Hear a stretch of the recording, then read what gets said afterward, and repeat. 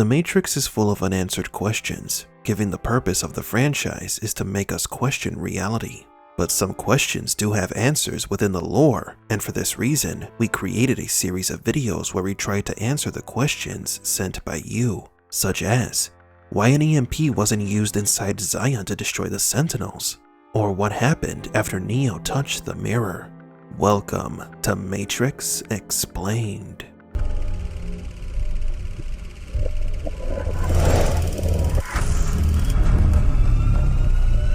Welcome to the desert of the real.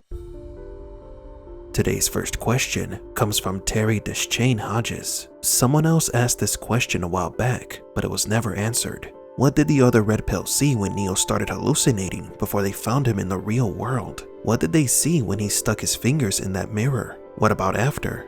When Neo took the Red Pill, it caused a cardiac arrest, forcing him to disconnect from the Matrix. But it didn't happen instantly. So Neo could see how his reality was slowly getting distorted. Neo saw the mirror sticking to his finger and spreading around his body as the result of his disconnection from the simulation. He was freaking out, and no one seemed to notice. Or at least, that is what we thought before the premiere of the Matrix Resurrections trailer. In the trailer, we saw the importance of mirrors. There is even a clip where Neo walks through a mirror, so the Red Pills are using mirrors as a type of portal, perhaps to fast travel between points within the Matrix. When Neo touched the mirror and it turned into a liquid, he was not hallucinating. What he touched was a portal. New Morpheus also touches a mirror in the Matrix 4 trailer. Maybe the Nebuchadnezzar crew did see the mirror turn liquid to Neo's touch. In the trailer, where Morpheus offers Neo the Red Pill, there is also a mirror, which may confirm that this is one of their methods of transportation. The use of mirrors as portals is a new element added in Matrix Resurrections, but perhaps the Red Pills have always used them. So what did the crew see when Neo was taken offline? Neo's residual self-image was not destroyed, but was disconnected from the Matrix. What the crew saw was a disintegration of his code, like when Morpheus picked up the phone to exit the Matrix. The next question comes from Blame the Game. Do you think Resurrections leans too hard on the nostalgia of the first original movie, to the point of almost retelling the same story, but with fan service and additional characters? The same way Star Wars The Force Awakens was basically a New Hope? This question is important because it touches on one of the most common fan concerns from any given franchise. How can a famous media franchise return and reuse elements without falling into the remake or soft remake territory? There are some things that we have to take into account. In the case of franchises like Star Wars, it is not justifiable to create new movies that copy the older ones. This was one of the things that bothered George Lucas when he saw The Force Awakens. It was nearly a one-to-one copy of the original to bank on nostalgia. In a franchise like the one Lucas created, this doesn't make sense. But in the case of The Matrix, elements that are repeated make sense because this universe is based on cycles. Neo is the sixth one. Zion was destroyed 5 times before, so if there were 5 movies, each one based on one of Neo's predecessors, they would be very similar to each other. The anomaly manifests near the end of the cycle, then Zion is destroyed and the Matrix restarted. The fact that elements from the first film are repeated in Matrix 4 shows that Neo is still in the Matrix cycle, possibly the 7th one, so the nostalgia is justified. We may indeed go back to the beginning. Although Neo is inside a cycle, he is the Neo post-Revolutions who will have to break the system that controls him again, but with the wisdom he obtained from the previous films. There is a fact that we as fans must accept. The Matrix has been dormant for more than 2 decades now. The younger generations know of the legacy, but many have not seen the films. Matrix Resurrections needs to reintroduce certain basic elements, such as the pills, the agents, and even the simulation, so that these potential new fans do not feel lost. Well, not entirely lost. And our last question of the day comes from Sky Threader. My question is, why didn't they use an enormous EMP during the Battle of Zion? When ships are about to use an EMP, they turn off the systems as to not damage the ships themselves.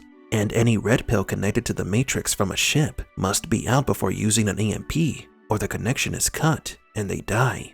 Electrical magnetic pulse bombs are used as a last resort. But if this is the last resort, why didn't they use one against the Sentinels in Zion? The answer could be found in the conversation between Neo and Counselor Hammond. If we wanted, we could shut these machines down.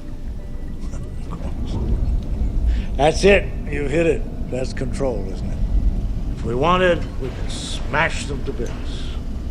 Although if we did, we'd have to consider what would happen to our lights, our heat, our air. There you have the reason why EMPs cannot be used inside Zion, the life support systems, all the machines that maintain Zion habitable, and also, of course, their defense systems. If an EMP is used inside Zion, the heating and oxygen recycling systems would be destroyed. Therefore, their use inside the city isn't possible. This could be one of the reasons why the machines allow the humans and the One to build Zion in the depths of the earth, to be dependent on technology and not use EMPs when the machines decide to destroy Zion again. Because of this, a new Zion must not be solely dependent on machines.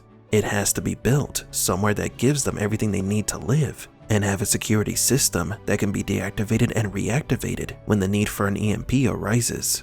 If the inhabitants of Zion build a new city, this is one of the first weaknesses they have to mitigate. But do you agree? Is it a bad idea for Matrix Resurrections to reuse elements from the first Matrix? Leave in the comments below what other questions you would like us to answer. Do you feel not like yourself? Has depression led you to question reality? Do you have an extreme desire to jump off a building? You may be suffering from a strange neurological condition caused by an imbalance in the brain known as VDTs. Folly Bridge has the solution for you. Introducing Entalofloxacin, the world's first and only blue pill you will ever need to start your day right and simply forget all your troubles, literally. Ask your doctor about Entalofloxacin today and join the millions living in blissful ignorance.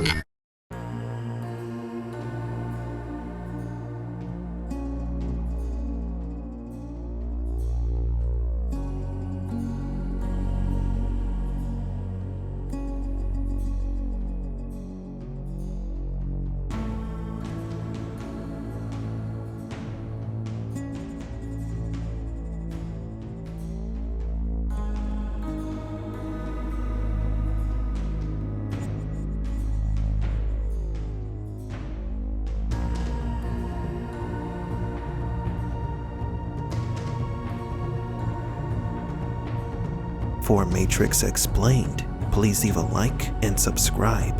And thank you for visiting the Desert of the Real.